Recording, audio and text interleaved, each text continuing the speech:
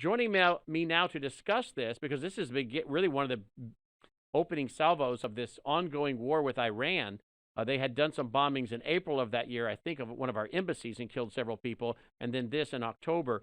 Joining me out now to discuss this is American-Iranian Annie Cyrus. Annie, welcome to the broadcast. Annie joins us today, not by video, but by phone only. Annie, thanks for joining us.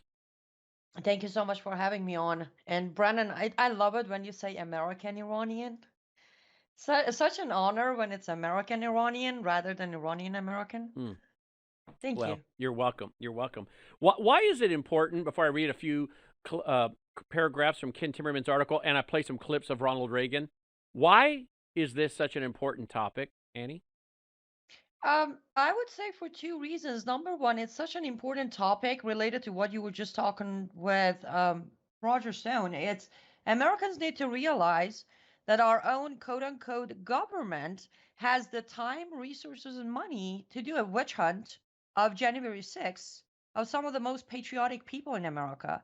But they don't bother to investigate nor punish those who have been genuinely and literally killing American people, either military members, either ambassadors, either just average Americans. They've been killing American people since 1979. Because if you think about it, the very first terror attack on America by the Islamic regime of Iran was the hostage situation in Iran. The hostage crisis was the first terror attack. Did it kill anyone? No, but that doesn't mean that the 52 Americans who were held 444 days were not terrorized because they were tortured every day. It's been going on for 43 years, and the number of killed grows without any of Democrats or rhinos ever trying to even talk about it, Hmm. let alone do anything about it. And on top of that, of course, as you said, we're still, as of right this moment, we're still negotiating with the mullahs in Iran that the Iranian people are trying to get rid of. So it tells Americans what they're dealing with. It might possibly wake them up that it is time to take your country back. Otherwise, there will be nothing left of it. So do you believe? So we also had a embassy bombing, 1983, a embassy bombing, uh, That was in Beirut too, and it killed 74 Americans. 74 Americans. That was in April of '83, and then in October 23rd, '83 was when the Iranians bombed the barracks of the Marines in Beirut. So these two attacks were kind of the opening of the terrorist attacks by Iran. This is kind of the opening history. If we were to start talking about the history of Iran and their terrorist attacks against America, we'd have to discuss these two, because these two pretty much opened it up, correct? Very much, yes, exactly. The first one, the group that took responsibility, which carried out the attack on both the embassy and our base in Beirut, they literally said that the embassy was the test to see the reaction, the strategy, and then the second attack was the main attack. So that's why they were pretty much few months apart. Hmm. Tell me, are there any of the people that were involved in that bombing that are still around today? I mean, because I know Ken Timmerman is saying in his article at frontpagemag.com today that none of the folks that were involved in that have been brought to justice. And yet here we are giving billions of billions to the Obama regime and now the Biden regime to Iran.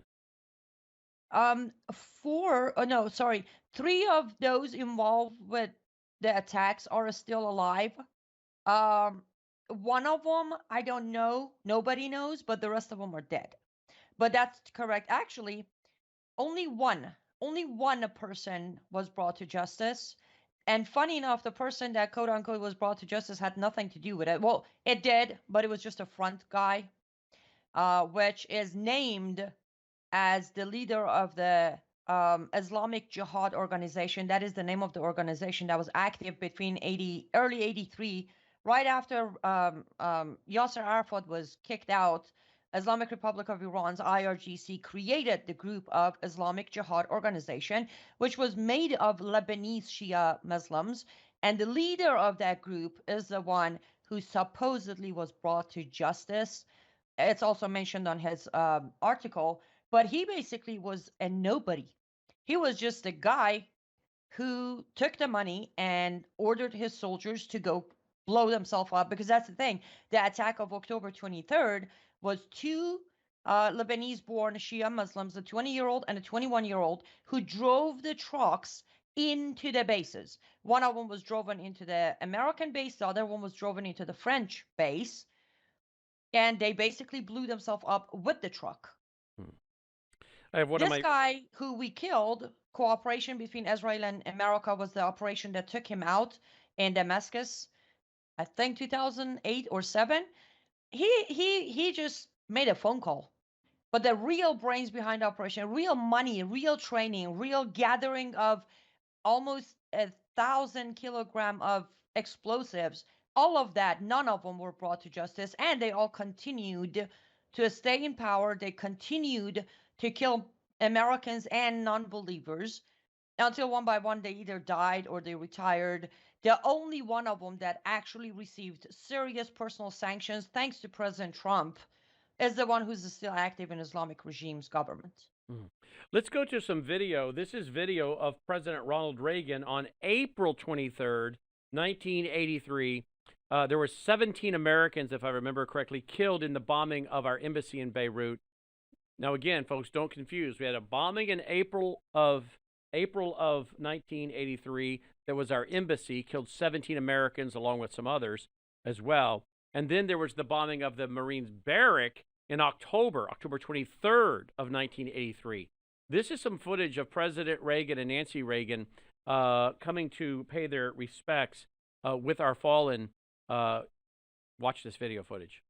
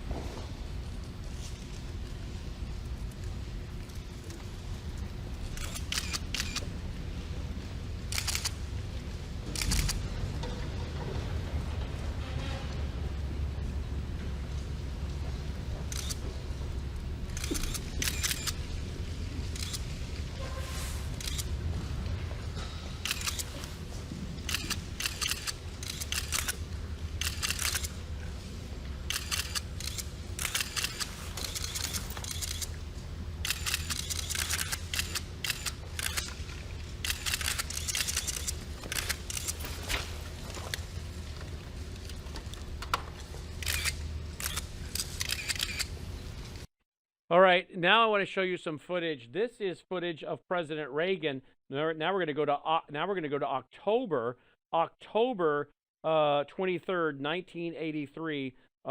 President Ronald Reagan stepping off Marine One, making comments about the Iranian attack of our Marine barracks that killed, off the top of my head, what was it, 241 Marines, Annie?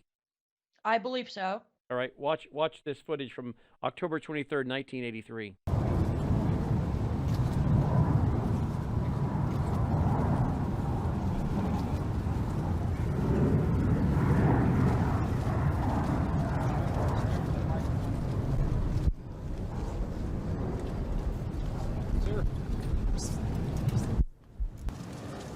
I'm not going to take any questions this morning because we are going right into meetings on the events that have taken place in this tragic weekend. But I would like to make this statement.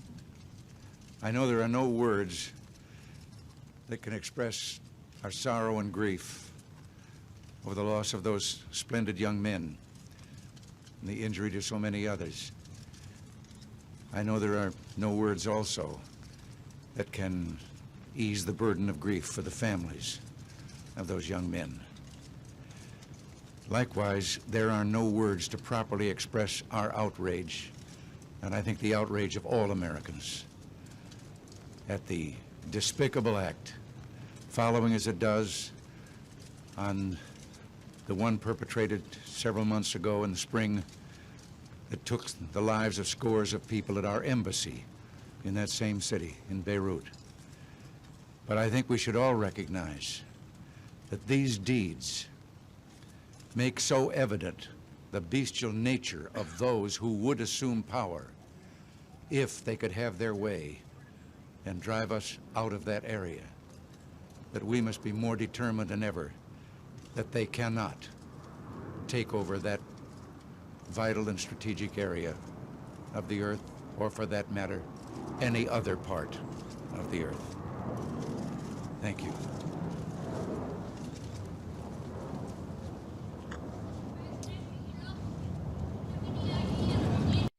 You know, Annie, when we read about this, a group called Islamic Jihad reportedly claimed responsibility for the bombings. Correct. But Uh, as I said, the founder of the group or organization, the founder was the general of IRGC back then. The two people who trained the group in order to pick up and later on have 200 chapters in Lebanon were two of the IRGC soldiers. Now, IRGC, Islamic Revolutionary Guard Corps, made by Khomeini, which, as I mentioned on my presentation at your Lake of Ozark, the founder of IRGC is an American citizen right here in America right now, teaching and doing research at George Bush University in Dallas, and it's an honorary researcher at Yale and Harvard University. has he denounced IRGC, Islamic Revolutionary Guard, the founder? No, he hasn't. No, he hasn't. He came to America in 2005 under pretending like, oh, I had a fallout with Khomeini. I wanted to run for president. He said, you can't. So I'm done with the regime. He still announces every day that he's a devout Muslim. He just got a problem with Khomeini. But he's an American citizen right here teaching our kids. Let's go to the article by frontpagemag.com, a website you work with. Article by Kenneth Timmerman, 39 years after Marine barracks bombing in Beirut, and the killers have still not been brought to justice. He writes, this Sunday is the 39th anniversary of the Iranian attack on the U.S. Marines barrack in Beirut, which took the life of 241 U.S. Marines. It was the single largest loss of life in the history of the U.S. Marine Corps since the Battle of Iwo Jima. Every year on this date, families gather for memorial services around the country to commemorate the lives of these first American victims. Listen now, folks. To commemorate the lives of these first American victims of Islamic Iran's vicious, relentless, and still unending war on America. The attack on the U.S. Marines followed on the heels of the April 18th, 1983 attack on the U.S. Embassy in Beirut. In my new book, And the Rest is History, subtitled Tales of Hostages, Arms Dealers, Dirty Tricks, and Spies, I call these attacks the, quote, first blood, end quote, in Iran's unending war on America. For years, we have known the names of the main perpetrators. Until now, only one has been brought to justice. This guy named, I don't know how you say his name, Annie, Ahmad Fayez Moghayana. Thank you. Prior to 9/11, he was the terrorist with the most U.S. blood on his hands. A Lebanese-born Shiite Muslim who worked in Yasser Arafat's elite force. Let's not forget Yasser Arafat. That'd be the Palestinian Liberation Organization. True or false, Annie? Absolutely, 100% true. And that's the thing. If you continue, he didn't mention it on his article, but if you dig a little deeper into the attack of the 1983, you come to realize the ambassador to Lebanon, the Iranian ambassador to Lebanon, who is, still involved with the regime of government. Actually, he died last year, so was until last year. He was a mullah, a sheikh, who was the ambassador to Lebanon at that time. He is the one who got the call directly from Islamic Republic of Iran's IRGC that he needs to make the call to Islamic Jihad organization to prepare them for something big. Not details, just something big. And that person also is one of the founders of Hamas. And not for a second will I believe that the government of America didn't know back then or doesn't know now. And Hamas is another word, another name for Muslim Brotherhood, which is another name for CARE. Muslim Brotherhood started in 1928, right? Muslim Brotherhood was 1928, correct. 28, and then we have Hamas started in 1987, 86, 87. Are you talking about Hamas? Hamas. 86, yes. Yeah, and then we have CARE started in 1994, I think. 92. 92. All right. Glad you're here. So these three groups are really the same, and you're telling me people associated with Hamas were also involved in this bombing and killing of our Marines in Beirut in 83. Absolutely. And that's the thing, as you said, you mentioned Yasser Arafat. I figured we should mention the Imam, who was the ambassador, who was one of the founders of Hamas, which is basically the Palestinian Islamic Jihad group. And of course, the Palestinian Liberation Organization, Yasser Arafat, who this gentleman, quote, gentleman we're talking about here, was involved with his Arafat force. Let's not forget all these people in America calling Israel a racist apartheid state and everything else. They deal with the PLO all the time. Let's not forget the PLO, just not too many years ago, I have a screenshot of it, was still translating Mein Kampf by Adolf Hitler into Arabic. True or false, Annie? 100% correct. And let's also not mention that the Biden regime, one of the very first steps Biden regime took was to give money back to Palestinian authorities so they can start paying this pay per slay so Palestinian can go kill more Jews. So here we go again. Prior to 9/11, he was the terrorist with the most U.S. blood in his hands. This guy we're talking about, Imam. Say his name for me again. Ahmad Faiz Moghania. Okay, a Lebanese-born Shiite Muslim who worked in Yasser Arafat's Elite Force 17. He was hired by Iran as their chief overseas terrorist once Arafat was forced out of Beirut in September of 82. He was quick to prove his worth to his new masters with a series of massive car bombs in Lebanon. The first on November 11th, 82, took the 7-story Israeli military headquarters in Tyre, Lebanon, killing 67 Israeli Defense Force personnel and border guards. Next was the April 18th, 93 bombing of the U.S. Embassy on Beirut, which I witnessed firsthand, writes Ken Timmerman. 63 people perished in that blast, including 17 Americans. Among them were Kenneth Haas and Robert Ames, the CIA's top spies in the Middle East. His target was a top-secret meeting of CIA station chiefs from around the region. In a single blow, Iran decapitated the agency's intelligence apparatus in the region. By the way, this was a time apparently when our CIA still had enough white hat guys in there to try to bring down this regime, working against this regime, these people, this terrorist. Whereas now I believe the black hats now dominate the CIA, working for these kind of people. Agree or disagree? 100% agreed. We also need to remember these are the times when Iran-Iraq war was going on. We had the upper hand to overthrow the regime in Iran because we started cooperating with Saddam Hussein to help him win the war. Then he goes on to write about this this guy that we've been talking about. What's his name again, Annie? Help me with his name again. How do you say his name? Ahmad. All right. So, emboldened by these successes, Ahmad, Iranian masters, next instructed him to strike against Western peacekeeping troops with the goal of driving them out of Lebanon. Shortly after 6 a.m. on October 23, 1983, an Iranian terrorist drove a red Dodge water truck past unarmed sentries at the U.S. Marine barracks near the Beirut airport, killing 241 Marines. Less than 10 minutes later, a second explosive-laden truck smashed into the building several miles away, killing 63 French Marines. And he watched both attacks with binoculars from a nearby hill while his underlings captured them on videotape. His terrorist rap sheet is a mile long. He went on to blow up the Israeli embassy in Buenos Aires in 92 and a Jewish center in 1994. His men instructed al-Qaeda bombers in the art of simultaneous truck bombs. They set off against U.S. embassies in Africa in 1998. Later, he helped Osama bin Laden and his men plan the 9/11 attacks and killed hundreds of more Americans in Iraq following the U.S. invasion in 2003. Israel and the U.S. finally brought him to justice in a joint operation in Damascus on February 12, 2008. As an effect, he was as effective as he was. He never could have carried out this killing spree without sponsors, money, and mentoring. Among his early mentors were Ali Reza Asghari and Hussein Deghan, I'm sure I'm saying the names wrong, who commanded the Islamic Revolutionary Guard Corps contingent in Lebanon between 1982 and 1984. You want to comment, Annie?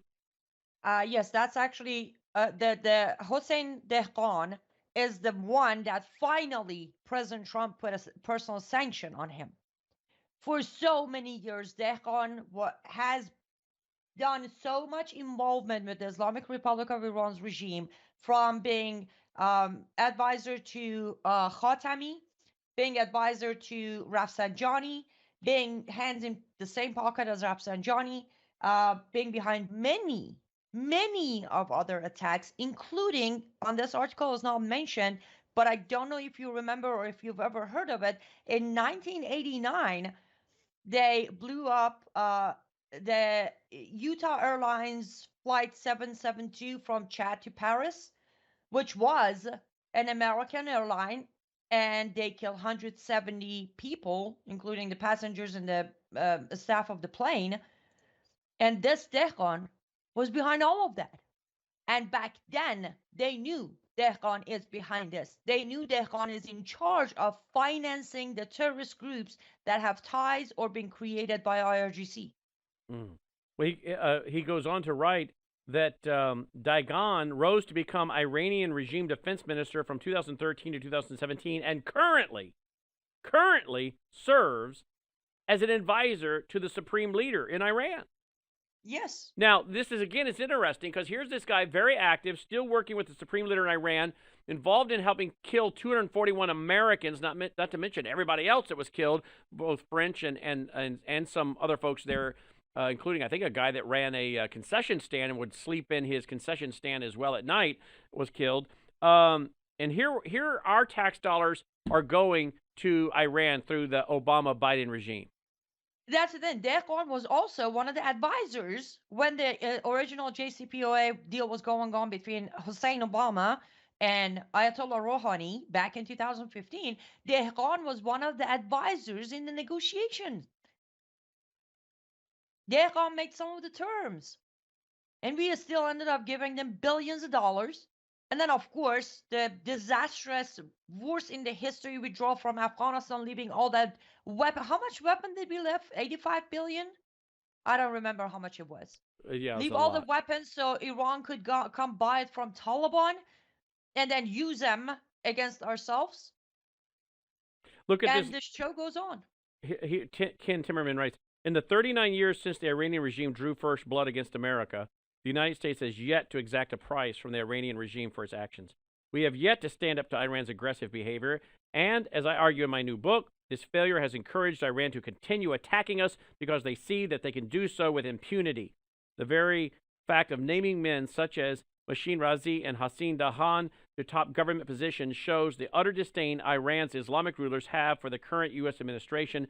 Biden may want to be loved by the mullahs, but President Trump, with the killing of top Iranian terrorist Soleimani, showed it's much wiser to be feared. And of course, tonight, as we sit here in America tonight, Annie, there are countless Iranian terror cells waiting for orders to kill Americans, and they're already here. Government federal trials prove what I'm saying to be true. It's not conspiracy, correct? Brandon, can you hear me? Yep. Can you hear me, Annie? Logan, see if you can make contact with her one more time before we conclude. While we do that, I want to play just a little bit of something that was put out, I think in, I don't know what year it was put out, but I don't know if this was 2014 or when this was put out. But this is a little video commemorating and remembering the lives of those who were lost. Watch this. It was put up by the U.S. Marines. 1983. Ring any bells? For the majority of you, probably not. You'll probably remember December 7th, 1941, or September 11th, 2001. However, October 23rd, 1983 is just as significant in our country's history, as well as our cores. Many argue it's the day the war on terror truly began. It was a Sunday morning, and just like many Sundays, the Marines were enjoying a couple extra hours of sleep during their deployment to Beirut, Lebanon. Dave Medeiros was a private first class who had just finished up his motor transport course. His final test was scheduled for Monday. I woke up at 6 a.m. on Sunday morning. We were in a GP tent, sleeping on cots, and I looked around, and I was like, man, all these guys are still sleeping. And probably for one of the first times in my life, I chose to go back to sleep versus eat, which is a rare occasion. I don't do that often. HM3 Mark Hakala was serving as a platoon hospital corpsman with Bravo Company, positioned on the southern end of the airport. I hadn't been to sleep for terribly long, and so I was pretty down and out.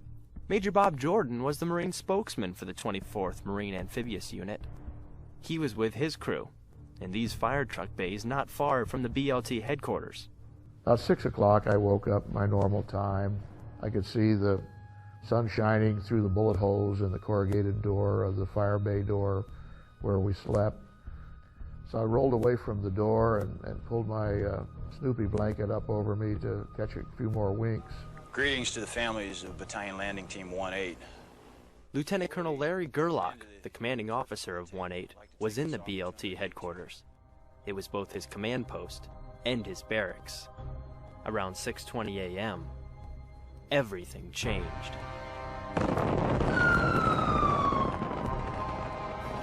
And we'll stop it right there. Annie, you know, the thing is, we have Iranian terror cells in the U.S. right now waiting to attack. That's even proven by federal trials. True or false? Absolutely true. And guess what? If things get any worse in Iran, they will attack us here.